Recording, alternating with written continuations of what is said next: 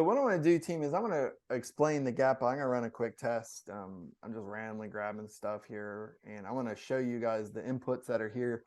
This is a bot that I have, like 2 or 3 of you guys have this, I believe. The way that this works is you are able to trade multiple assets in here. You can specify a list.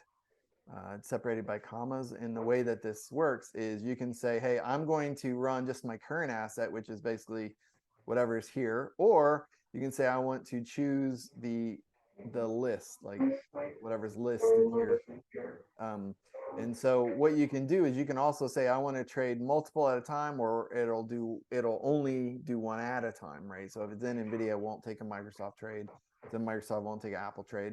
And these are, whatever it's stocks, tickers, whatever you want to run in there. And so some of you guys have mentioned to me about, hey, what happens, I want to run 3 different bots on 3 different charts, and you got to configure them all one at a time, and they all have their own returns, their own drawdowns. How do you combine that, right? How do you get 3 separate reports to combine? What is the realistic drawdown, the return? And this is actually I've been working on this for a little bit, but this is my my answer to that. Is you basically you can configure what you want to run it on, and you can say a single asset, or like a single ticker, or multiple like this.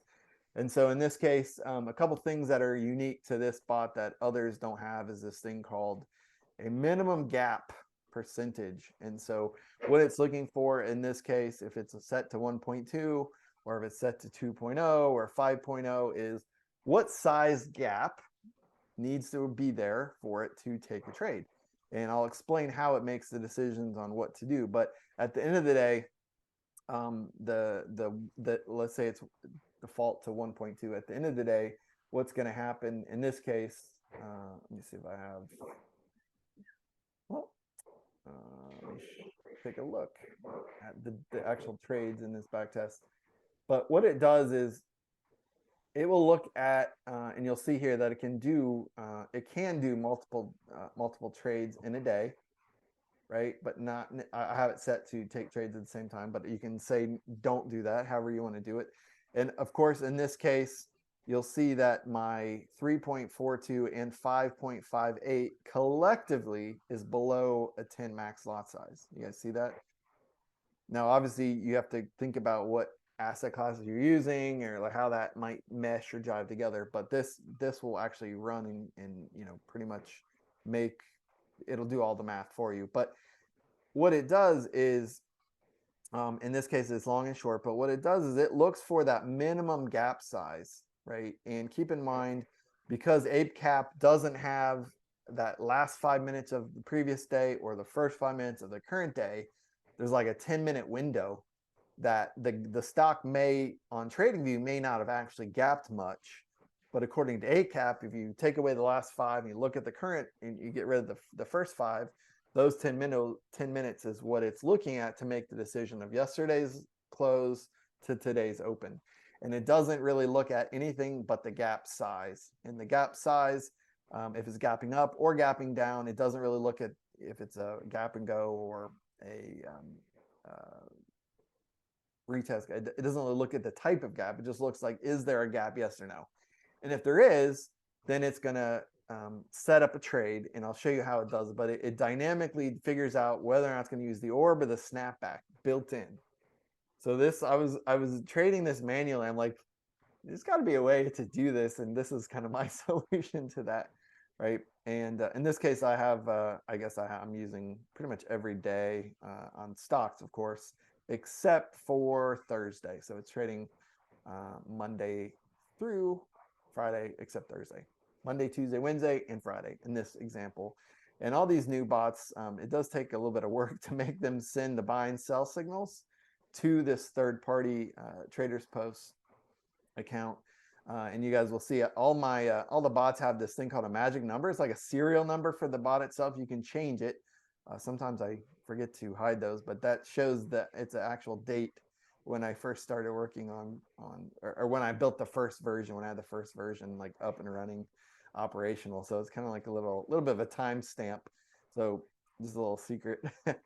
In this case, that's kind of the pretty much the same standard standard settings here relative to how the rest of the bots work that are day trading. The stop loss padding, we're going to cancel after 5 candles, your risk, your max lot size, all of that kind of stuff. So that's there, and that's kind of how that works. So what we're going to do is we're going to look at the very first trade. Now keep in mind, just because it says it's going to trade Monday, Tuesday, Wednesday, and Friday does not mean it's actually going to take a trade Monday, Tuesday, Wednesday, and Friday. Why? Well, it's got to meet the gap requirement. So if I was to look at this, the trades here, there are some days where it doesn't gap. There's not enough of a gap. Nothing happens, right? Sometimes there is a gap. Sometimes all of them gap. Sometimes none of them gap. So you'll see some chunks of time in here where from April 5th to April 10th, there's no trades. And then you'll see the 18th through the 26th, no trades. Why? Because it didn't gap. It's not gapping enough. Remember, we're defining what the minimum gap size is right here. Does that make sense? Any questions on that so far? Yeah, Matt, I just had a quick question. The asset list. So are you just running a bucket test and looking for 3 hot stocks and then combining them in and running it that way? Yeah, that's a great question. Yeah, so I can say current asset and then go to like, you know, all market watch symbols of market watch. Keep in mind that all of the assets, all of the things that you specify here are on the same time frame. So if you wanted to run one on a 15-minute, one on an hour, like you would just set all these up separately. There's not a way to combine each of these. Each of these kind of inherit the same exact settings across you know, like these 3 across the board down here. So you define the asset lists or tickers. Probably should just call them tickers. But yeah, that's how you do it. And so I think your question is how did I come up with these? But yeah, you can say current asset and then run that all market watch symbols. Now keep in mind the downside of using all market watch is you have to kind of hard code the time itself.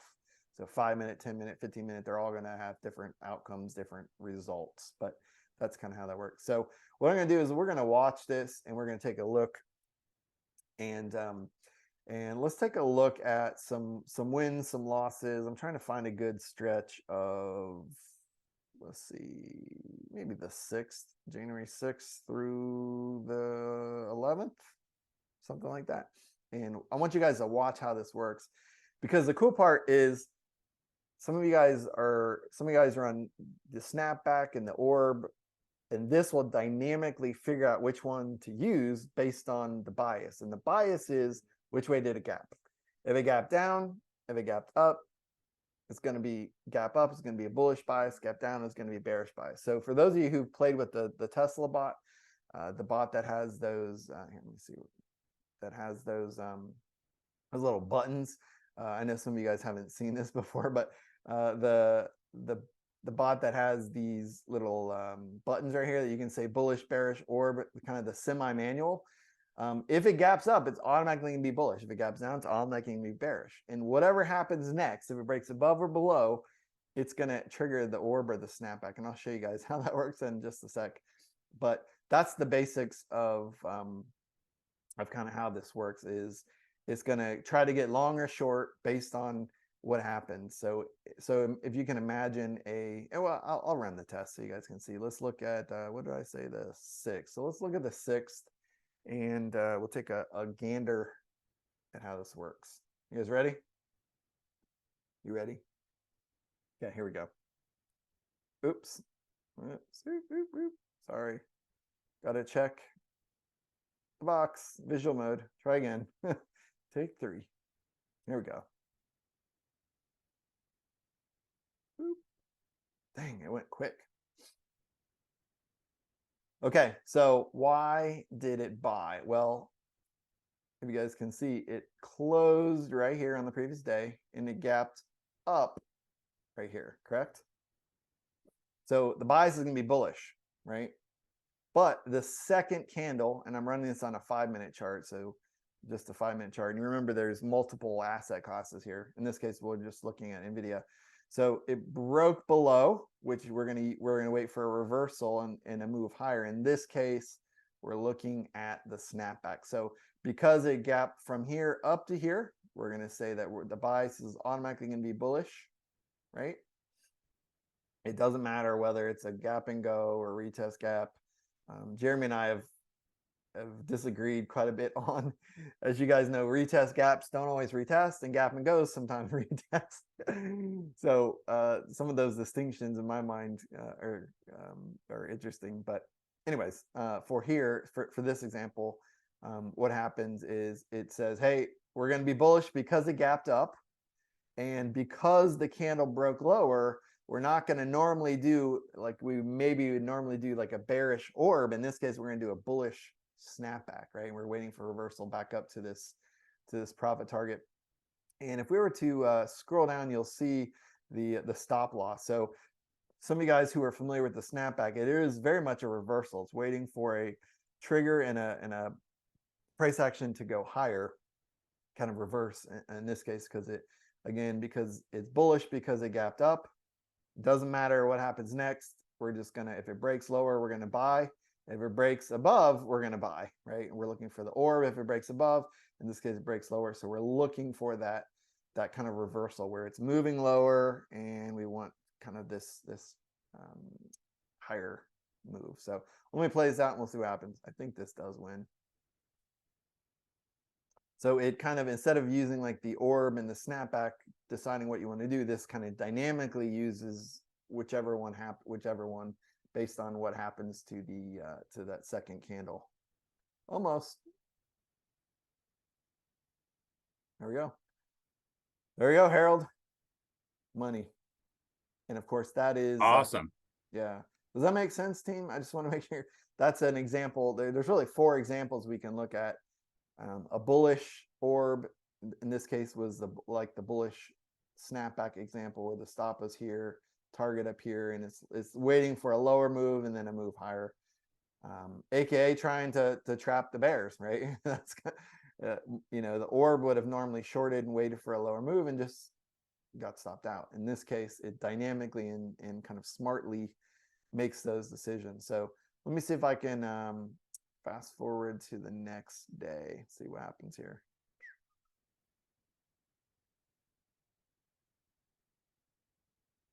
Whoop, shoot, dang it, that was fast. Okay, so our next trade, team, we closed here and we opened here. So Harold, would that be a gap up or a gap down? Gap up, right? Right, and so our bias is going to be bullish or bearish? Bullish. Bullish, right. So here's our very first candle, and we're waiting for a break above, and let's see, waiting for a break above, and I'm not sure if I can see my lines. Where are my lines? My lines disappeared. My example, but in this case, you guys will see it's doing the bullish orb, right? It's like, I'm going to get bullish. If we go lower, I'm going to do snapback. If we go above, it's going to do the orb, and that's how it decides which way the second candle breaks. Is it's going to get bullish. It's not determining the strategy until the second candle, if that makes sense. In this case, let's see how this plays out. It may have already, did it exit already? No, it is not. Okay.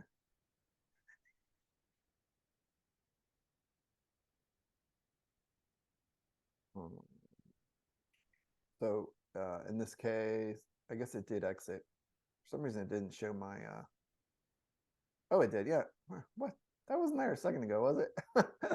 So here's an example of the bullish orb, right? Break above, exit. Now here's a third day, kind of the third example here. These lines. If I was to go over here, so. This is another example. I don't remember if this wins or loses, but we'll see here in a second. So our previous day closed here and we gapped up to here. And no matter what happens, that's considered a gap up. And the gap has nothing at all to do with what happens with the candle, right? It's the previous close to the current open. That's it. That's all it looks at. And because that's bullish, it says, okay, we're automatically going to be bullish. So a break below, we're going to use the bullish snapback. If it breaks above, we're going to use the bullish orb. No matter what, we bullish. And so let's see, as this rolls through, well, let me see if I can slow this down just a smidge. And we got our stop loss down here, which almost did get stopped out. How many of you guys would have panicked and just let it, like, say, oh, almost lost? And then almost actually hits the target right here, which is kind of frustrating. You almost got punched in the face and then almost hit your target. And now it's going sideways.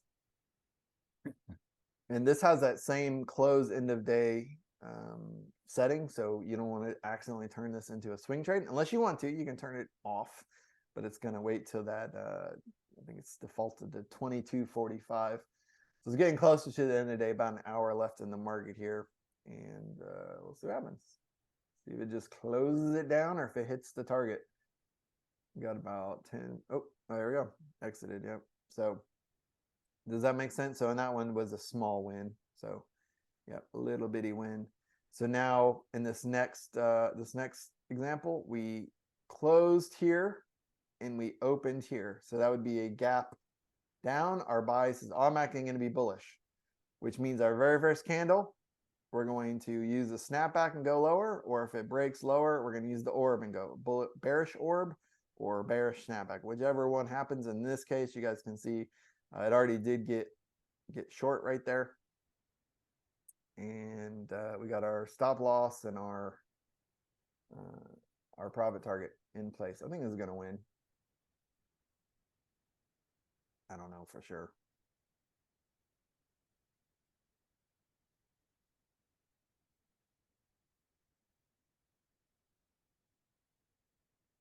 What are you feeling, Tracy? You think it's going to win?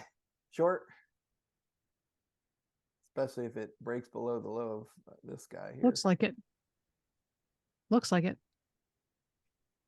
Struggling to go high, struggling to go lower. Yep.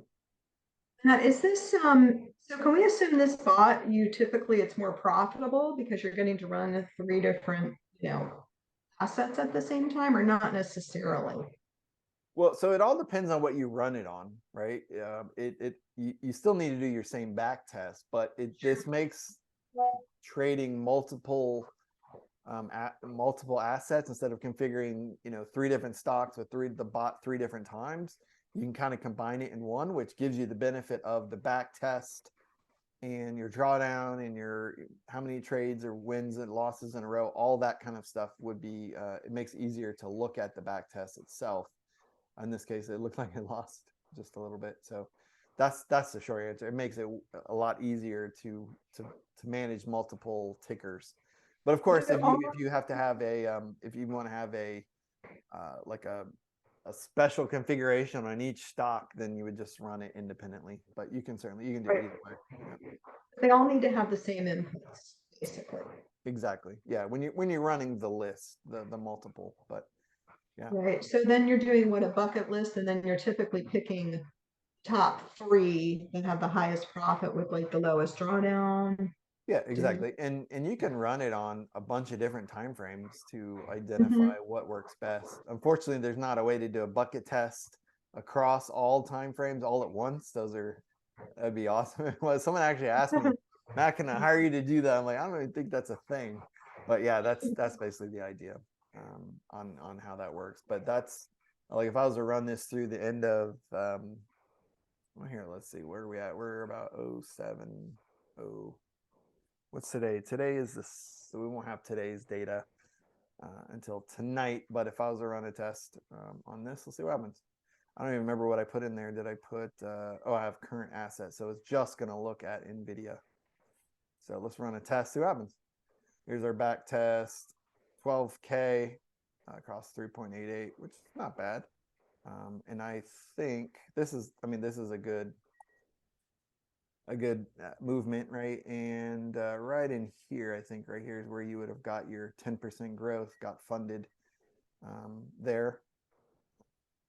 But let's see, if I was to put, and I don't have any like special pre-prepped, this works perfectly examples right, to show you guys just yet, but let's take a look at multiple. So I'm choosing the listed here. I should just say listed assets or asset list. Let's see what happens. So there we go. So that's a little bit different result where you get, you can see more of the combined multiple, right? 23K, 3.55. And sometimes combining multiple stocks, you know, compounds your losses. Sometimes it helps, but I don't know what's, I think it's trading every day, but Thursday. Yeah. So I don't remember why I did it that way, but some reason. But yeah, that's it. Obviously, it did make some pretty killer gains in the first couple, 2-3 months of the year when things are super crazy volatile. You guys remember what happened, like what it looked like on the let's see, the SPX, kind of let's take a look at the chart window on the daily. It just started getting super. Let's look at the weekly actually. Super bullish. So I remember right after Christmas, right here, Moon Lambo. So it looks like hit a high last week or two.